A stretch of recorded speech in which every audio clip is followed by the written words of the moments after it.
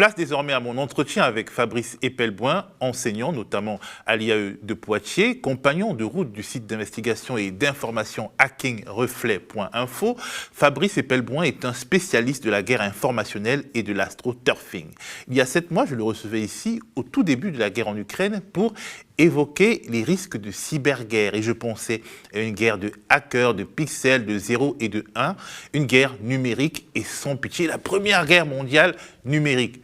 Déjà, Fabrice attirait mon attention sur les aspects purement matériels d'un affrontement de ce type. Il me parlait de câbles sous-marins notamment, ces câbles sans lesquels nous n'aurions plus Internet et une large partie des services que nous utilisons au quotidien et qui sont à la merci de la violence de toute grande puissance déchaînée. Il en parlait avant l'affaire Nord Stream, qui nous a rappelé le caractère matériel de notre société technologique. Et depuis, les choses se sont précisées. Nous avons pensé à refaire un point. C'est l'entretien d'actu.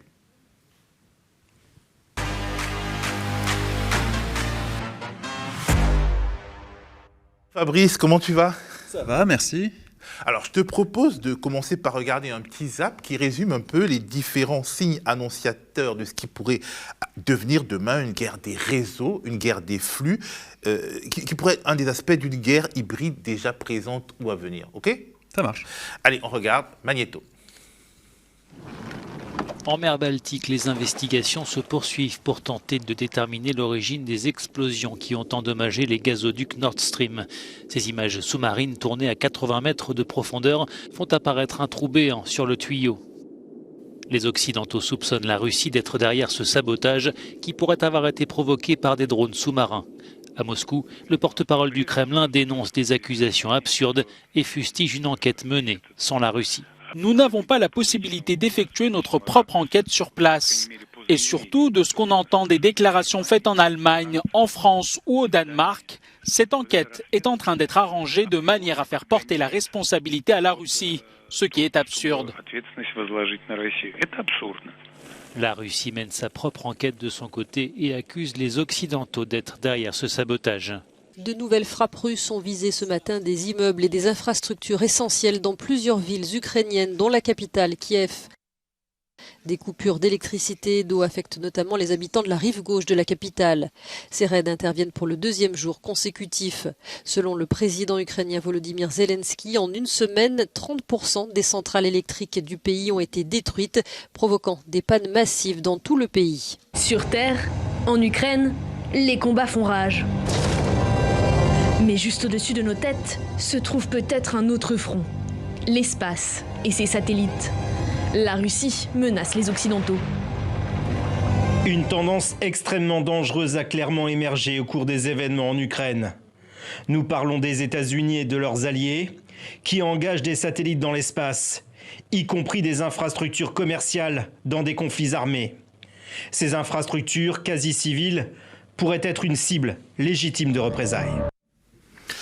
Alors, Fabrice, je voudrais aborder avec toi une question que tu avais évoquée lors de notre dernier entretien, donc il y a quelques mois, le spectre d'une guerre des réseaux, d'une guerre de sabotage qui serait matérielle, mais aurait des effets ravageurs sur nos flux numériques. Est-ce qu'on y est? Non. Est-ce qu'on y va? Non, on n'y est pas. Et honnêtement, pour l'instant, il n'y a rien qui permette de dire qu'il y ait ne serait-ce qu'une escalade.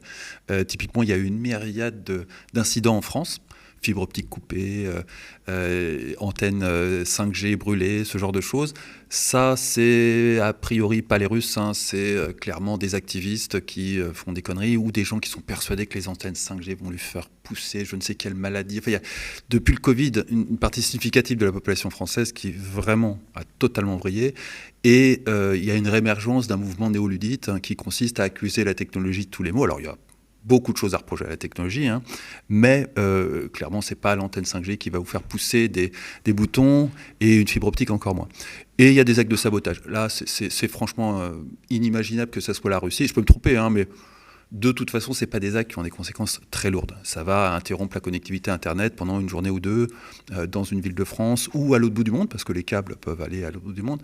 Mais ça ne perturbe pas outre mesure l'économie de la planète. Et on a du mal à imaginer des Russes aller faire des infiltrations pour couper des fibres optiques à Aix-en-Provence de façon à faire un effet qui est quasi nul. Donc ça, il s'agit clairement de sabotage, d'activisme, de gens qui de réalité locale, partis dans des folies qui les amène à penser qu'en brûlant une antenne 5G, ils vont résoudre quelque chose. Il y a aussi beaucoup d'éoliennes dans ce genre-là qu'on brûlait. Et puis à côté de ça, il y a des actes de guerre très clairs. Vladimir Poutine qui détruit les infrastructures énergétiques de l'Ukraine de façon à ce que l'hiver soit très rude, ou Nord Stream qui saute, où là très clairement c'est un acte de guerre, il n'y a absolument aucun doute là-dessus. Et il faut arriver à y voir clair. C'est un acte de guerre contre qui finalement? Contre l'Europe, très clairement. Les victimes, c'est les Européens. Donc la cible, elle est claire et nette. C'est les Européens. Ça coupe toute l'alimentation en gaz traditionnelle en provenance de la Russie. Du coup, on a fait exploser les importations de gaz liquéfié en provenance de la Russie, discrètement, ce qui, d'un point de vue trace carbone, est bien pire encore. En provenance de la Russie et oui. Oui, on continue d'importer du gaz liquéfié en provenance de la Russie parce que de toute façon, on a un problème énergétique qui fait que, quitte à ce qui passe par 2 ou 3 intermédiaires avec des plus-values gigantesques, on a besoin de ce gaz. Et on a besoin de tout le gaz qu'on peut importer, d'où qu'il vienne. Et on n'est pas du tout regardant d'où il vient. De toute façon, la plupart du temps, il vient de dictatures. Donc, Nord Stream, par exemple, c'est un acte de guerre de flux. Et finalement, est-ce que c'est un État ou est-ce que des organisations extra-étatiques auraient le pouvoir de faire sauter Nord Stream? Dans l'absolu, une organisation extra-étatique avec beaucoup de moyens pourrait tout à fait faire sauter Nord Stream. C'est quand même un scénario de science-fiction à la James Bond. Le plus vraisemblable, c'est que ça soit un État. Pour un État, c'est vraiment pas un challenge incroyable. Donc c'est le plus vraisemblable, vraiment, c'est que ça soit un État. Et on ne saura jamais lequel? Non, on ne saura jamais lequel. Non, ça, jamais. Jamais. Alors, est-ce que... donc, c'est parce qu'en fait, il y a eu Nord Stream que la question de la sécurité des câbles sous-marins s'est posée. Parce que si on peut attaquer un gazoduc, on peut aussi attaquer des câbles sous-marins.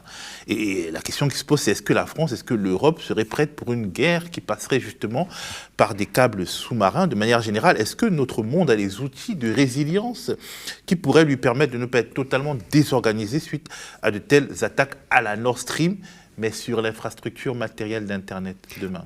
Alors, sur l'infrastructure matérielle d'Internet, il n'est pas question de pouvoir la protéger. On peut essayer de surveiller des zones qui sont particulièrement critiques, avec des câbles qui ont vraiment une importance stratégique pour Internet, mais il y en a absolument partout de ces câbles. C'est complètement inimaginable de les surveiller. Par ailleurs, récemment, il y a des câbles qui ont sauté du côté de l'Angleterre, je ne sais plus très bien où. C'était un chalutier. C'était un chalutier qui a fait une connerie. Et la plupart du temps, c'est ça. C'est vous dire à quel point c'est fragile. Donc s'il y avait une attaque massive, coordonnée, faite de façon intelligente sur ces câbles, on est incapable de se protéger. Par contre, ce qui circule dans les câbles obéit à un protocole qui s'appelle TCP/IP, qui est le cœur de la technologie Internet, qui lui est extrêmement résilient.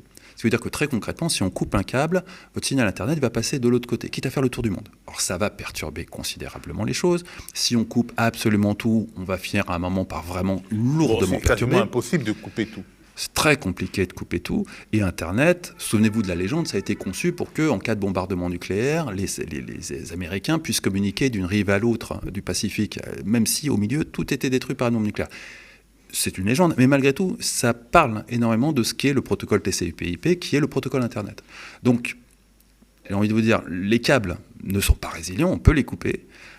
Ce qui passe dedans obéit à des règles qui sont extrêmement résilientes. C'est même le cœur et la nature même d'Internet. Cette résilience est au cœur de ce protocole qui gère toutes nos vies aujourd'hui.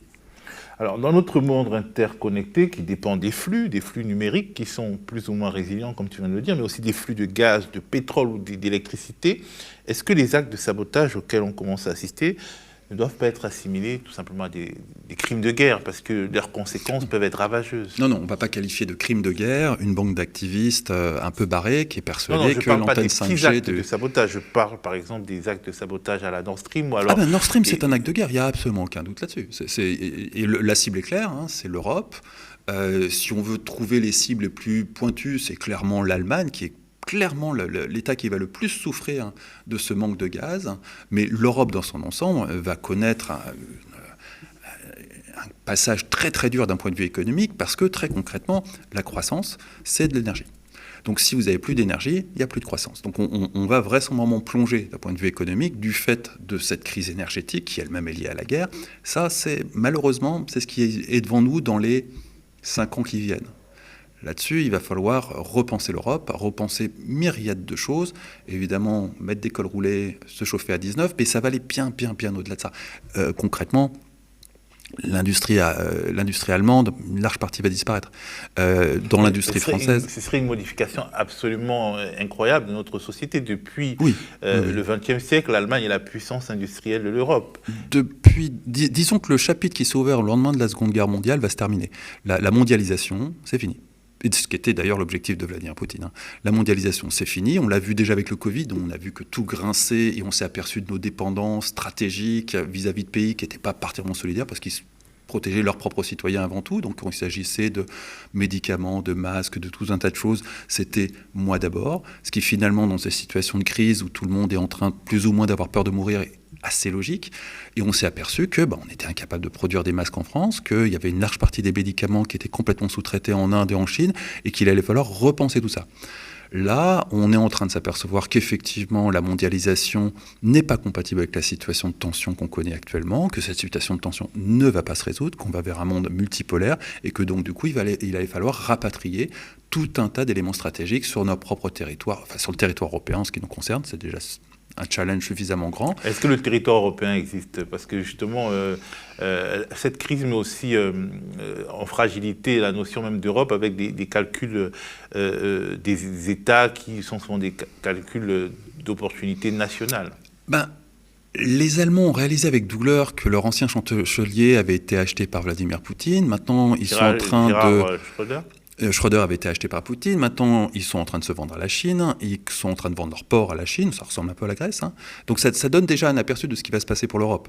Est-ce que l'Europe en tant que telle va survivre à ça? On va voir. J'ai envie de te dire qu'objectivement, l'euro s'est déjà dévalué de 20%. Imagine si on était au franc.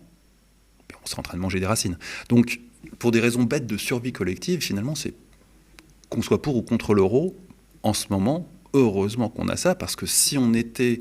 Regardez les Anglais avec la livre. Les Anglais, aujourd'hui, serrent les fesses parce que leur monnaie est attaquée régulièrement.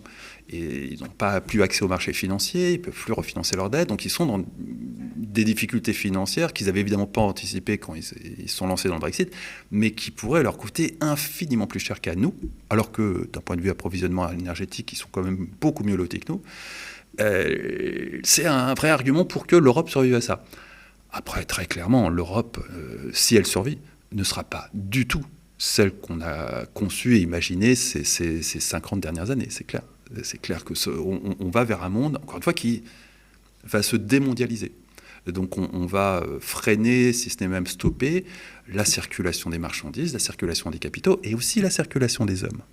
Et ça va donner des politiques, des voies que vont emprunter, l'Italie est déjà partie, ça va radicalement changer les choses. Il ne faut pas s'imaginer on va continuer sur la trajectoire qu'on a prise depuis, grosso modo, la Seconde Guerre mondiale. Ça, c'est fini. Alors, la question d'une guerre des satellites émerge ces dernières semaines. Alors, est-ce que c'est une question réelle ou c'est juste un fantasme? Mais c'est quoi la guerre des satellites? Quels en sont les enjeux et quels en seraient les belligérants? Alors, il y a deux façons de faire une guerre des étoiles. Il y a celle qui a été inaugurée par Ronald Reagan il y a bien longtemps, qui consiste à amener des armes dans l'espace pour aller tirer sur Terre. Là, on parle de toute autre chose. On parle juste de satellites tueurs, c'est-à-dire des satellites qui vont aller dézinguer un autre satellite.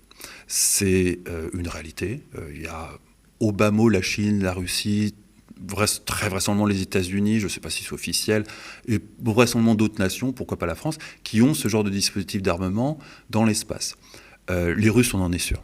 Les Russes, en Ukraine, ont un problème majeur qui s'appelle Elon Musk. Et les satellites Starlink. Le fameux Elon Musk. Le fameux Elon Musk. Si Elon Musk n'emmerdait pas les Russes avec Starlink, la guerre serait beaucoup plus simple pour les Russes, infiniment plus simple, parce que détruire des systèmes de communication, c'est très facile. Il nous le montre en ce moment. En une semaine, il a détruit un tiers des centrales d'énergie en Ukraine, ainsi que l'approvisionnement en eau. Vous imaginez bien qu'un central téléphonique, c'est encore plus facile à détruire. Par contre, les satellites, c'est beaucoup plus complexe. Et l'armée ukrainienne arrive à être opérationnelle parce qu'ils ont ce dispositif de communication. Donc Elon Musk... Qui s'appelle Starlink. Donc Elon Musk, dans un premier temps, a fourni du Starlink, et puis les Ukrainiens ont acheté du Starlink pour pouvoir avoir une connectivité Internet par temps de guerre. Mais ça fait poser un risque sur la société Starlink qui est considérable. Starlink n'a jamais, jusqu'à la guerre en Ukraine, envisagé que parmi ces multiples problèmes de sécurité, et c'est déjà un vrai challenge d'un point de vue sécuritaire, un dispositif comme ça, il allait falloir anticiper les satelliteurs chinois et russes. Donc pour Elon Musk, et aussi pour ça qu'il a un peu gueulé dans la guerre en Ukraine, ça lui pose des problèmes de sécurité à sa société qui sont... Il a gueulé. Il a plus que gueulé. Il a, dans un premier temps, gueulé, ensuite mis les pieds dans les plats, ensuite imaginé un plan de paix sous la forme d'un sondage Twitter. Enfin, c'était du grand n'importe quoi. Ah, c'est parce que ses intérêts, en gros, sont attaqués. Ah, sont plus qu'attaqués. Sont beaucoup plus qu'attaqués. C'est-à-dire que, concrètement, Starlink, si les Russes s'énervent, peut demain disparaître, ou en tout cas avoir d'énormes dommages financiers au point de mettre en question la survie de la société. Mais est-ce que, parmi les grandes puissances, il y en a une seule qui aurait intérêt à aller jusqu'à cette guerre des satellites ? Très concrètement, c'est une société privée, donc on ne va pas déclencher l'article 5 de l'OTAN si on dézingue les satellites de Musk. Il faut aussi voir ça. Ça n'est pas un acte de guerre vis-à-vis d'un État étranger, c'est un acte de sabotage vis-à-vis d'une entreprise privée. On ne déclenchera pas l'article 5 de l'OTAN, à moins de vraiment tordre le cou à la justice internationale, et ça paraît compliqué. Donc oui, il est vraiment... À moins que les États-Unis nationalisent Starlink. C'est pas le genre des États-Unis. Ça serait quand même très très étonnant. Non, il a vraiment risque. Il a probablement, on y réfléchit parce qu'il sait de quoi il parle en matière de spatial, il s'est engagé dans la guerre en Ukraine, et puis à un moment, le risque que ça fait peser était tel qu'il a présenté l'addition au Pentagone. Est-ce que la guerre totale, telle que nos grands-parents ont vécu au XXe siècle, donc dans la première moitié du XXe siècle, est possible seulement dans un monde où plus que jamais tout le monde dépend de tout le monde? Parce que là, on a l'impression que même aux États-Unis, certaines voix commencent à dire qu'il serait peut-être temps de s'asseoir et de discuter, peut-être parce que c'est très très épuisant. Une guerre même à bas bruit, parce que la guerre qu'on vit en Ukraine n'est pas une guerre mondiale, mais peut-être le fait que justement tout soit interconnecté, que tout soit lié, ça fait que le coût de la guerre est trop fort, trop important, et le serait encore plus si ça montait encore... Alors le coût de la guerre, on ne l'a pas encore vu. Le coût de la guerre, on en reparle dans 2 ans, ça sera quelque chose de considérable, absolument considérable. On va basculer dans une autre économie, on va aborder une phase de récession. Tous ces grands plans sociaux qui touchent Facebook, Twitter, même si Twitter s'explique par d'autres raisons, et toutes les sociétés de la tech américaine, il est lié à l'anticipation par ces sociétés d'un effondrement du marché de la publicité. Et l'effondrement du marché de la publicité, concrètement, c'est la conséquence première d'une récession. C'est les premiers budgets qu'on coupe dans une société qui connaît des problèmes. Donc, très clairement, les grandes sociétés américaines anticipent une énorme récession. Évidemment, en Europe, on va la voir encore plus forte parce qu'en plus, il y a cet effet des monnaies qui fait que déjà l'euro, ça a dévalué de à peu près 20% ces 6 derniers mois. Donc, le coût de la guerre, pour l'instant, on ne l'a pas vu. On ne l'a absolument pas vu. On a vu une inflation qui, certes, nous surprend beaucoup parce que finalement, on a oublié ce que c'était que l'inflation. Mais ça n'est rien par rapport au véritable coût de la guerre. Pour répondre à ton autre question, non, on ne va pas avoir de guerre mondiale parce qu'on a l'arme nucléaire. Donc l'arme nucléaire règle le problème. La dernière guerre mondiale, c'était avant l'arme nucléaire, elle s'est achevée avec l'arme nucléaire. S'il y a bien une chose que l'arme nucléaire apporte, c'est bien cette possibilité d'impossibilité de la guerre mondiale. Par contre, on n'a pas besoin d'une guerre mondiale pour changer le monde et faire évoluer le monde dans une direction qui n'était pas la sienne.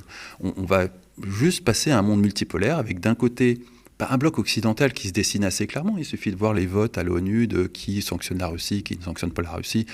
Très clairement, on va dire qu'il y a un petit milliard d'habitants qui consiste dans le bloc occidental et les autres sont soit du côté russe, soit pour l'essentiel, non, rien à faire. Et quelque part, ils ne veulent pas s'impliquer dans cette guerre. C'est le cas du continent africain, c'est le cas de l'Asie. Ça n'est pas leur guerre et ils ne vont pas sanctionner la Russie. On a des bouleversements géopolitiques majeurs, notamment en matière d'énergie. Très concrètement, Mohammed Ben Salman et l'Arabie Saoudite et les Émirats Arabes Unis ont serré la main de Poutine dans une alliance autour du pétrole et de l'énergie. Donc des alliés qui étaient, encore depuis la Seconde Guerre mondiale, totalement liés aux États-Unis, ont dit au revoir, c'est terminé, c'est fini. L'étape suivante, ça sera de négocier du pétrole avec autre chose que du dollar, et là, on aura un grand rééquilibrage des monnaies. Je m'égare dans un secteur qui n'est pas le mien, qui est l'économie, mais de toute évidence, on va avoir un grand rééquilibrage des monnaies parce que jusqu'ici, il y avait le dollar roi et le reste, avec un euro qui s'était imposé comme une monnaie de réserve intéressante. Mais ça représente 2 monnaies. Il y a des centaines de monnaies sur Terre, sans même aborder les crypto-monnaies. Tout ça va se rééquilibrer de façon à profiter à différentes économies respectives. Donc ça correspond aussi à un effondrement des économies, notamment européennes, au profit d'autres économies. Et finalement, c'est quelque chose de finalement assez attendu dans la marge du monde. Il n'y a aucune raison que l'essentiel de l'activité économique se concentre sur le continent européen et l'Amérique du Nord. Alors, au-delà de la question matérielle, est-ce que la guerre matérielle, la guerre informationnelle, la guerre économique, la guerre des flux, est-ce que c'est ça la guerre hybride? Une guerre qui ne va pas jusqu'au bout d'elle-même, mais qui emprunte plusieurs biais, plusieurs moyens. Si on prend la guerre que Vladimir Poutine mène à l'Ukraine, qui est la façon qu'on donne à voir dans les journaux télévisés. Vladimir Poutine est loin d'avoir réussi un coup de maître, il n'a jamais réussi, ne serait-ce qu'arriver dans la banlieue de Kiev. Il s'est fini par se rabattre sur le Donbass et ça a été très très très difficile pour lui, et évidemment la Crimée.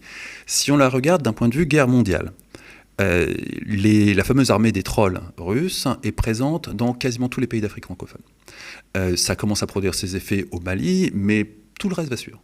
Donc la fameuse France-Afrique, alors qui là date pas de l'après-guerre, mais des suites de l'après-guerre et de la décolonisation, qui sont une espèce de deuxième temps de la colonisation, à travers une forme de colonisation économique, on va dire, ça, c'est fini. Dans quelques années, ça... Économique et militaire. Économique et militaire. Tout ça va être remplacé par l'économique chinois et le militaire russe.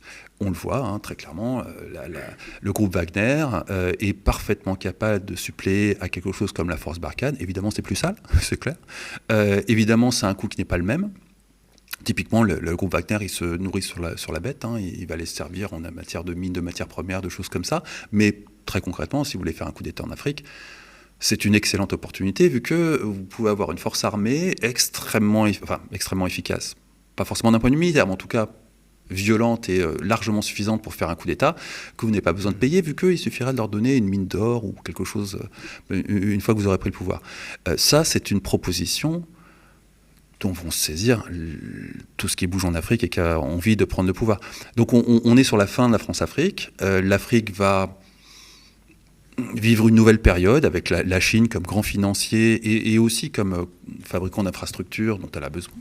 La Russie va arriver comme aide militaire et tout un tas d'autres choses, notamment médiatiques et compagnie, et va vivre un autre temps. Ça ne sera plus le temps des colonies, ça ne sera plus le temps de la post-colonie, ça sera une nouvelle période. Et évidemment, l'Europe, en réaction, va évoluer de son côté d'une façon radicalement différente. C'est très difficile à anticiper, mais très clairement, la période qu'on a vécue depuis l'après-guerre est derrière nous. On va rentrer dans quelque chose de tout à fait nouveau. Alors, au-delà de toutes ces questions, la thématique de la guerre informationnelle qui est omniprésente, est-ce qu'elle ne cache pas quelque part... déjà, est-ce qu'on oublie l'action des démocraties dans le domaine de la guerre informationnelle? On parle des trolls de Poutine, mais est-ce qu'on parle de ce que font les Européens, les Américains dans le cadre de cette fameuse guerre informationnelle? Alors les Européens, c'est pas phénoménal, mais oui, la France. Alors la France en tant que France, ça n'a rien d'extraordinaire. L'armée française s'est fait griller en Afrique à faire des opérations pour contrer les trolls russes, et on a une idée assez précise de ce qui s'est passé. La conclusion qu'on peut en sortir, c'est que c'est pas méchant du côté des Français, c'est vraiment quelque part limite du fact-checking, mais ça va pas beaucoup plus loin que du fact-checking. Il n'y a pas, à ce jour, d'opérations visant à influencer l'opinion publique. Il y a juste en même temps, la France a RFI, France 24, il y a des... Oui, mais RFI, France 24, c'est pas non plus extraordinaire pour manipuler l'opinion publique, à commencer par le concept un peu... Tu as un RFI en français, un France 24 en français qui arrose un nombre de pays et de cultures différentes de façon uniforme. Donc, c'est pas très efficace. L'efficacité, elle va être quand tu vas pouvoir adresser une population dans sa spécificité culturelle pour jouer avec ce que font les trolls russes. Mais avec un média qui arrose toute la francophonie, on ne peut pas avoir cette efficacité. C'est pas possible. Ça marche pas. Et puis, de toute façon, ces médias-là, plus grand monde ne les croit. même si France 24, par ailleurs, est un média de qualité, il souffre de la perte totale de confiance envers le journalisme, qu'on voit aussi bien en Afrique qu'en France. Donc c'est pas des médias, c'est pas la panacée universelle pour manipuler l'opinion publique, les médias. En tout cas, Emmanuel Macron voudrait que ce soit ainsi. Est-ce que parler de guerre informationnelle, c'est pas aussi une manière de dépolitiser les lignes de fracture politique qui parcourent les opinions mondiales, les vrais problèmes? Parce qu'effectivement, il y a une sorte d'amertume, voire des détestations vis-à-vis de l'Occident qui s'exprime à travers le moment historique que nous vivons. Est-ce que finalement, il n'y a pas un problème politique qu'il faut adresser? Ah mais il y a un problème majeur. La détestation de l'Occident, c'est pas limité à l'Afrique, loin de là. C'est aussi sur le territoire français, sur le territoire occidental. Donc là-dessus, oui, il y a une fracture. Comment est-ce qu'elle va évoluer? Très compliqué à anticiper. Hein. Si vous allez interroger typiquement des personnalités d'extrême droite, de plus en plus, la thématique de la guerre civile revient.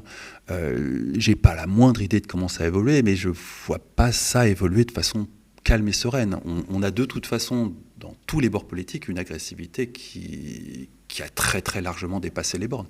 Et tous les bords sont comme ça, y compris des centristes qui, hier encore, étaient considérés comme des mous, sont aujourd'hui dans l'agressivité, et c'est de plus en plus. On commence à voir arriver en France, de façon de plus en plus courante, des gens qui se font justice eux-mêmes. Et ils se font justice eux-mêmes parce qu'effectivement, la justice, comme tous les services publics, a fait faillite. Hein. Donc, quelque part, si... on parlait tout à l'heure de l'émission d'Hanouna, il a lui-même dépassé les bornes en adoubant quelqu'un qui se faisait justice lui-même, mais ça, c'est une thématique de société qui serait bon de ne pas balayer de façon méprisante à travers ce qu'a fait Hanouna. C'est un vrai problème, c'est de plus en plus courant, et c'est aussi le constat d'une faillite d'un service public qui est fondamental, vu que c'est un des socles de la démocratie. En tout cas, la guerre, finalement, est le reflet ou bien l'accélérateur des crises, des mutations que nous observons. Et on va continuer d'observer ça et de compter sur ta perspicacité dans ce domaine. En tout cas, merci au chat, parce qu'en fait, ils ont été très nombreux aujourd'hui. Il y a eu 1000 pouces bleus qui ont été distribués pendant le direct. Merci à toutes et à tous de nous avoir suivis avec vos commentaires, etc., pour propulser une information différente, libre et indépendante.